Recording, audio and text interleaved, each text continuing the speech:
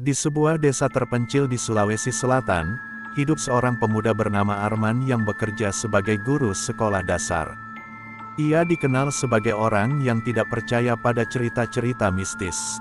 Baginya, kisah tentang Parakan hanyalah dongeng lama untuk menakut-nakuti anak-anak, agar tidak keluar rumah pada malam hari. Suatu hari, tetangganya melahirkan seorang bayi laki-laki yang sehat.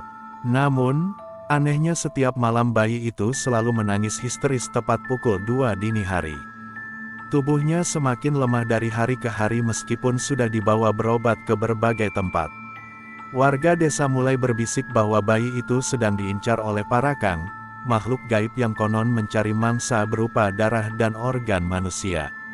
Arman yang penasaran memutuskan untuk berjaga di rumah tetangganya. Malam itu hujan turun deras disertai angin kencang. Saat jam menunjukkan pukul 2 dini hari, tiba-tiba semua lampu rumah padam. Di tengah kegelapan, terdengar suara sesuatu merayap di atas atap rumah. Suaranya perlahan bergerak menuju kamar bayi.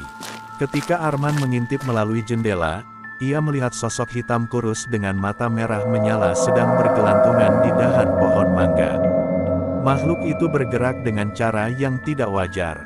Tubuhnya melayang perlahan mendekati jendela kamar. Bayi yang sedang tidur mendadak menangis keras. Arman yang ketakutan hanya bisa membaca doa sambil memegang senter. Saat cahaya senter diarahkan ke sosok tersebut, wajahnya terlihat jelas. Wajah itu ternyata sangat mirip dengan seorang nenek tua yang tinggal sendirian di ujung desa. Keesokan harinya, Arman menceritakan kejadian itu kepada warga. Mereka terkejut karena nenek tersebut memang sering dikaitkan dengan berbagai kejadian aneh.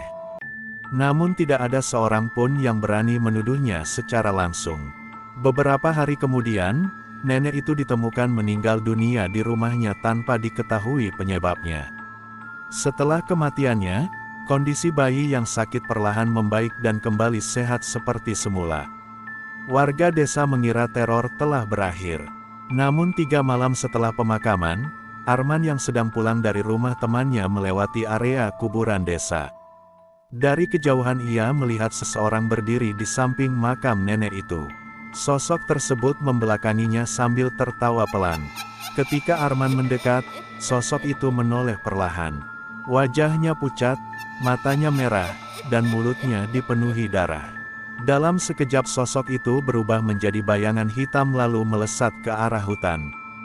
Sejak malam itu Arman tidak pernah lagi meragukan legenda yang selama ini dianggapnya dongeng.